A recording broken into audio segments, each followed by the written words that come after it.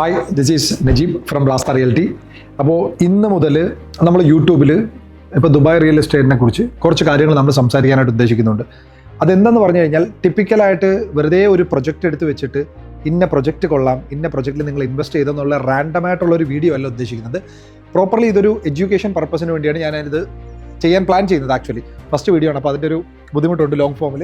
ഞാനിവിടെ നിങ്ങൾ ദുബായ് എന്ന് പറയുന്ന ഒരു സ്ഥലം, അല്ലെങ്കിൽ UAE എന്ന് പറയുന്ന ഒരു സ്ഥലം, ഇവിടെയുള്ള റിയൽ എസ്റ്റേറ്റിൻ്റെ ഓപ്പർച്യൂണിറ്റി, ഇങ്ങനെ കുറേ കാര്യങ്ങൾ ഒരുപാട് പേര് പറഞ്ഞ് നിങ്ങൾ അറിയുന്നുണ്ട്. ഇതിനകത്ത് കുറേ ബെനിഫിറ്റ്സ് ഉണ്ടാക്കാൻ പറ്റുന്നത് നിങ്ങൾ അറിയുന്നുണ്ട്. കുറേ അപ്രീസിയേഷൻ വൈസ്, അല്ലെങ്കിൽ ഭീകരമായിട്ടുള്ള റെൻ്റൽ വൈസ്, ഗോൾഡൻ വിസ, ഇങ്ങനെ പല കാര്യങ്ങളും അറിയുന്നുണ്ട്. ബട്ട് ബേസിക് ആയിട്ട് നിങ്ങൾ എപ്പോഴും നിങ്ങളുടെ മനസ്സിൽ ആദ്യം വെക്കേണ്ടുള്ളത്, അതായത് റിയൽ എസ്റ്റേറ്റിൽ നമ്മൾ ഇൻവെസ്റ്റ് ചെയ്യുന്ന സമയത്ത് നമുക്ക് അടിസ്ഥാനം എന്താണ്? ഭൂമി. ആ ഭൂമി എവിടെ നിൽക്കുന്നു, ആ ഭൂമിക്ക് ചുറ്റും എന്ത് വരുന്നു, ആ ഭൂമിക്ക് ചുറ്റും വരാൻ പോകുന്ന കാര്യങ്ങൾ കേവലം നജീബ് എന്ന് പറയുന്ന ഒരു കൺസൾട്ടൻറ്റോ, അല്ലെങ്കിൽ നിങ്ങൾ എവിടെയെങ്കിലും കേട്ടറിവോ, അല്ലെങ്കിൽ ഏതെങ്കിലും ഒരു ഡെവലപ്പർ പറഞ്ഞതോ അല്ല. ആ പർട്ടിക്കുലർ നാട് ഭരിക്കുന്നത് ആരാണോ, അത് ഒരു ഗവൺമെൻറ് ആണെങ്കിൽ ആ ഗവൺമെൻറ് അപ്രൂവ് ചെയ്തിരിക്കുന്ന ഏതെങ്കിലും ഒരു ഡെവലപ്മെൻ്റ് ആണ് അതിന് ചുറ്റും വരാൻ സാധ്യതയെന്നുണ്ടെങ്കിൽ ഇന്നല്ലെങ്കിൽ നാളെ ആ പറയുന്ന ഭൂമിയുടെ വില കൂടാനുള്ള സാധ്യത വളരെയധികം കൂടുതലാണ്.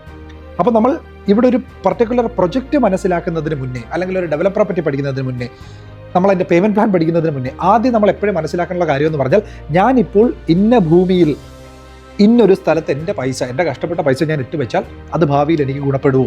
അപ്പോൾ അങ്ങനെ ഒരു കാര്യം നിങ്ങൾക്ക് സ്വിച്ച് ഇട്ടാണെങ്കിൽ ഒരിക്കലും മനസ്സിലാക്കാനായിട്ട് പറ്റത്തില്ല. ബിക്കോസ് നിങ്ങളിപ്പോൾ ഈ വീഡിയോ കാണുന്ന ഓരോരുത്തരും ഡിഫറെൻറ്റ് പ്രൊഫഷൻ ചെയ്യുന്ന ആൾക്കാരായിരിക്കാം. ഇതിനകത്ത് ഡോക്ടേഴ്സ് കാണാം, അതേപോലെ പോലീസിൽ വർക്ക് ചെയ്യുന്നവർ കാണാം, അല്ലെങ്കിൽ സെക്യൂരിറ്റിയിൽ വർക്ക് ചെയ്യുന്നവർ കാണാം, അതേപോലെ എഞ്ചിനീയേഴ്സ് കാണാം, ആർക്കിടെക്ചേഴ്സ് കാണാം, അതേപോലെ വേറെ ഒരുപാട് ജോലി ചെയ്യുന്ന ബിസിനസ്സുകാർ കാണാം, ഒരുപാട് ആൾക്കാർ കാണാം.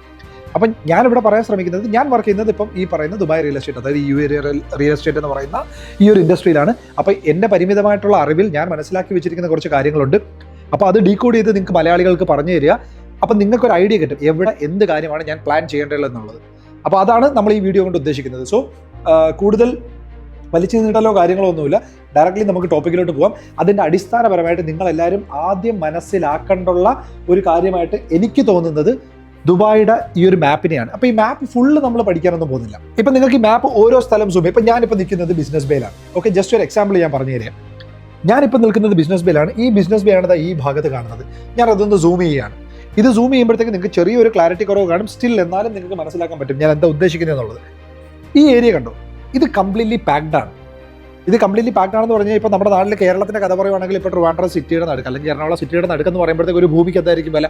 ഭയങ്കര വിലയായിരിക്കും. കാര്യം എന്തുകൊണ്ടാണ്? അത് ഓൾമോസ്റ്റ് എല്ലാ കാര്യങ്ങളും ഡെവലപ്പ് ആയ ഒരു ഏരിയ ആണ്. അതിനകത്ത് ഇനി ഒന്നും വരാനില്ല. അപ്പോൾ ഏറ്റവും ഹയർ പ്രൈസിലായിരിക്കും നമ്മളൊരു സാധനം വാങ്ങുന്നത്. അത്തരത്തിലുള്ള കാര്യങ്ങളായിരിക്കും ഇവിടെയും സംഭവിക്കാനായിട്ട് പോകുന്നത്.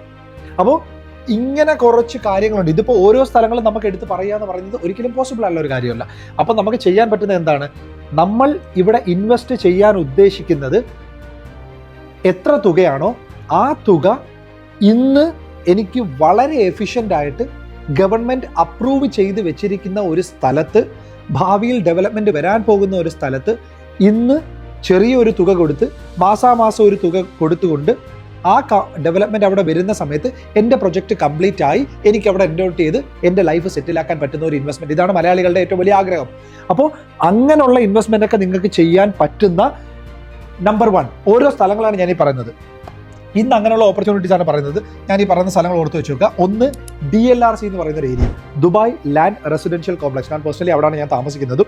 ആ ഏരിയയുടെ ചുറ്റും ഒരുപാട് ഡെവലപ്മെൻറ്റ്സ് ഗവൺമെൻറ് കൊണ്ടുവരുന്നുണ്ട്. And that is already approved. ഇതെല്ലാം അപ്രൂവ് ആയ ഡെവലപ്മെൻറ്റ്സ് ആണ്. പ്ലസ് അവിടെ തന്നെയാണ്, ഇപ്പം നിങ്ങൾക്ക് ഇവിടെ ദുബായിലുള്ളവർക്കാണെങ്കിൽ നിങ്ങൾക്ക് കേട്ടറിവ് കാണും, ഇവിടെ മെട്രോ കണക്ടിവിറ്റി ഉള്ള സ്ഥലത്ത് നല്ല റെൻ്റലാണ്. അപ്പോൾ ഇപ്പം നമുക്ക് മെട്രോ കണക്ടിവിറ്റി ഉള്ളൊരു സ്ഥലം നമ്മൾ പറയുവാണെങ്കിൽ, ആക്ച്വലി ഇതാണ് ദുബായിയുടെ main road, Sheikh Zayed road എന്ന് പറയും. ഈ ഷേഖ് സായിദ് റോഡിൽ മാത്രമാണ് ഇന്ന് മെട്രോ കണക്ടിവിറ്റി ഉള്ളത്. പക്ഷേ ഇനി ഒരു മെട്രോ കണക്ഷൻ വരാൻ പോകുന്ന ഒരു സ്ഥലമാണ് ഇവിടെ. ഇപ്പോൾ ഈ മെട്രോ തീരുന്ന ഈ ഒരു സ്ഥലത്ത് നിന്ന് ഇവിടെ നിന്ന് ഇങ്ങനെ കറങ്ങി ഇവിടെ വന്ന് നിൽക്കും. ഞാനിപ്പോൾ ഈ പറഞ്ഞ DLRC എന്ന് പറയുന്ന ഏരിയയുടെ തൊട്ടടുത്ത് വന്ന് ആ മെട്രോ സ്റ്റേഷൻ നിൽക്കും. ഇത് ഓൾറെഡി ഇവിടെ അപ്രൂവ് ആയി, ഇവിടെ കറൻറ്റ്ലി ആ ഒരു മെട്രോ സ്റ്റേഷൻ്റെ പണി നടന്നുകൊണ്ടിരിക്കുകയാണ്. അപ്പം ഇത്തരത്തിലുള്ള ഫ്യൂച്ചർ ഡെവലപ്മെൻറ്റ് വരാൻ പോകുന്ന ഒരു സ്ഥലത്ത് നമ്മൾ ഇന്നേ പ്രോപ്പർട്ടി വാങ്ങിച്ചിട്ട് ഈ മെട്രോ സ്റ്റേഷൻ വരുന്ന ആ ഒരു സമയത്ത് തന്നെ ഇത് കംപ്ലീറ്റ് ആവുന്ന രീതിയിൽ ഒരു പ്രൊജക്റ്റ് നമ്മൾ നോക്കി ചെയ്തു വെക്കും. ഞാനിപ്പോൾ പറയുന്ന എക്സാമ്പിൾസ് ആണ്, നിങ്ങൾ എങ്ങനെ ചിന്തിക്കണം എന്നുള്ള കാര്യമാണ് പറയുന്നത്. ഫോർ എക്സാമ്പിൾ നിങ്ങളിപ്പോൾ പല രാജ്യത്തിരിക്കുന്ന ആൾക്കാരായിരിക്കും, അപ്പോൾ നിങ്ങൾക്ക് പെട്ടെന്ന് കണക്ട് ചെയ്യാൻ പറ്റത്തില്ല. അപ്പോൾ അതിന് ബേസിക് ആയിട്ട് നിങ്ങൾക്ക് ഓർത്ത് വെക്കാൻ പറ്റുന്ന ഒരു 1-2 സ്ഥലങ്ങളാണ് ഞാനിപ്പോൾ ഈ പറയുന്നത്. ഞാൻ ദുബായ് റിയൽ എസ്റ്റേറ്റ് കംപ്ലീറ്റ് ആയിട്ട് ഇവിടുത്തെ എല്ലാ ലൊക്കേഷൻ എക്സ്പ്ലെയിൻ ചെയ്യാനല്ല ഉദ്ദേശിക്കുന്നത്. നിങ്ങൾക്ക് ഇപ്പം നോക്കാൻ പറ്റുന്ന, അതായത് ഫെബ്രുവരി 11, 2026 ഇന്നത്തെ മാർക്കറ്റിൽ നിങ്ങൾക്ക് നല്ല രീതിയിൽ ഹോട്ടായിട്ട് നിങ്ങളുടെ പൈസ വിശ്വസിച്ചിടാൻ പറ്റുന്ന കുറച്ച് സ്ഥലങ്ങൾ പരിചയപ്പെടുത്തുക എന്നുള്ളത് മാത്രമേ ഞാൻ ഉദ്ദേശിക്കുന്നുള്ളൂ. അതിനകത്ത് ഒന്നാമത്തെ സ്ഥലമാണ് DLRC. ഞാൻ അതേപോലെ രണ്ടാമത്തെ സ്ഥലമായിട്ട് ഞാൻ പറയുന്നതാണ് ദാണ്ട് ദുബായ് സൗത്ത് എന്ന് പറയുന്ന ഈ ഒരു ഹോൾ ഏരിയയിൽ ഈ റെസിഡൻഷ്യൽ ഡിസ്ട്രിക്ട് എന്ന് പറയുന്ന ഈ ഒരു ഏരിയ, റെസിഡൻഷ്യൽ ഡിസ്ട്രിക്ട് എന്ന് പറയും. ആ ഒരു സ്ഥലം നല്ല സ്ഥലമാണ്, നിങ്ങൾക്ക് വിശ്വസിച്ച് ചെയ്യാൻ നല്ല രീതിയിൽ ബെനിഫിറ്റ് ആവുന്ന ഒരു സ്ഥലമാണ്. ഇനി അതേപോലെ എനിക്ക് വീഡിയോയിൽ പറയാൻ പറ്റാത്തൊരു കാര്യമുണ്ട്. ഇപ്പോൾ ഈ DLRCയുടെ തൊട്ടുപുറത്ത് നിങ്ങൾ വില്ലാസ് ടൗൺ ഹൗസ് ഒക്കെ നോക്കുന്ന ആൾക്കാരാണെന്നുണ്ടെങ്കിൽ ഈ പറയുന്ന ഏരിയ ഒന്ന് ഓർത്ത് വെച്ചോളുക. ഇതാണ് ഇവിടുത്തെ യൂണിവേഴ്സിറ്റീസും കോളേജൊക്കെ ഉള്ള അക്കാഡമിക് സിറ്റി എന്ന് പറയുന്ന ഒരു സ്ഥലം. അതിൻ്റെ തൊട്ടടുത്തായിട്ട് ഇവിടെ കാണുന്ന ഈ ഒരു സ്ഥലത്ത് ഇവിടുത്തെ വളരെ ഫേമസ് ഒരു ഡെവലപ്പർ ഒരു town house and villa community കൊണ്ടുവരാനായിട്ട് പോവാണ്. അത് ഇവിടെ സക്സസ്ഫുൾ ട്രാക്ക് റെക്കോർഡ് ഉള്ള ഒരു ഡെവലപ്പറാണ്. അവർ ആദ്യമായിട്ട് കൊണ്ടുവരാൻ പോകുന്ന ഒരു കമ്മ്യൂണിറ്റിയാണ്. അതും നിങ്ങൾക്ക് നോക്കി വെക്കാൻ പറ്റുന്ന ഒരു സ്ഥലമാണ്.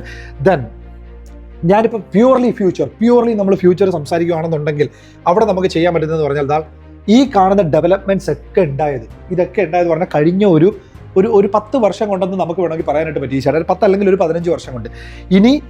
ഇന്ന് നമ്മളിപ്പോൾ ഇങ്ങനെ ഇത്രയും സ്ഥലം ഫുള്ളി പാക്ഡ് ആയിട്ട് നമ്മൾ കാണുന്നില്ലേ, അടുത്ത 10 വർഷം നമ്മളിതാ ഈ സ്ഥലം എങ്ങനെയാണോ കാണുന്നത് അതുപോലെ ആയിരിക്കും ഈ ഇത്രയും സ്ഥലം കാണാനായിട്ട് പോകുന്നത്. കാരണം ദുബായിയെ സംബന്ധിച്ചിടത്തോളം ഒരിക്കലും ഹൊറിസോണ്ടലി എക്സ്പാൻഷൻ പോസിബിൾ അല്ല.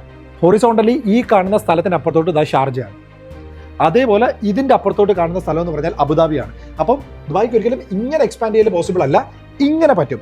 അപ്പം ഓൾറെഡി ഇപ്പം തന്നെ ഇവിടുത്തെ വളരെ ഫേമസ് ഡെവലപ്പർ ആയിട്ടുള്ള മലയാളികൾക്കൊക്കെ പരിചയമുള്ള ഇപ്പോൾ പറഞ്ഞ ശോഭ അവിടെ വന്നു. ഇനി ബുർജ് ഖലീഫയൊക്കെ പറഞ്ഞ് ഇവിടുത്തെ നമ്പർ 1 ഡെവലപ്പർ ഇമാർ തന്നെ ഒന്നിൽ കൂടുതൽ ഡെവലപ്മെന്റ്സ് ഈ പറഞ്ഞ ഏരിയയിലോട്ട് കൊണ്ടുവന്നു. ദമാക്ക് അവിടെ വന്നു. അതേപോലെ വളരെ പ്രീമിയം ആയിട്ടുള്ള കുറേ ഡെവലപ്പേഴ്സ് കുറേ ലാൻഡ് പാർസൽ എടുത്തിട്ടിരിക്കുന്നു. വിച്ച് മീൻസ് ഇനി വളരാൻ പോകുന്നത് ഇങ്ങോട്ടാണ്. അതേപോലെ ഇവിടെയും നമുക്ക് കുറേ ഓപ്ഷൻസ് ഉണ്ട്. അപ്പം ഞാനിപ്പം നമുക്ക് ആദ്യത്തെ വീഡിയോയിൽ തന്നെ കംപ്ലീറ്റ് എല്ലാ കാര്യങ്ങളൂടെ പറഞ്ഞു തുടങ്ങണ്ട, ജസ്റ്റ് ഒരു ഗ്ലിംസ് മാത്രം ഇടുക. ഇതിനകത്ത് നിങ്ങൾക്ക് കുറേ സംശയങ്ങൾ തോന്നാം.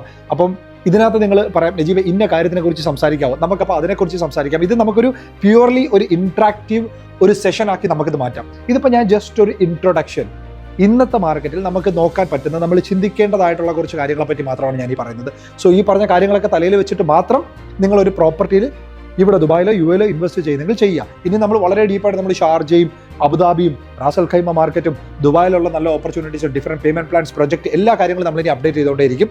അപ്പോൾ അത് നിങ്ങൾ എത്രത്തോളം ഇപ്പോൾ ഈ കമന്റിന് എനിക്ക് റെസ്പോണ്ട് ചെയ്യുന്നു അതിനനുസരിച്ചായിരിക്കും ഞാൻ മുന്നോട്ട് വീണ്ടും വീഡിയോസ് പോസ്റ്റ് ചെയ്യുന്നത്. So till the time stay tune, bye bye.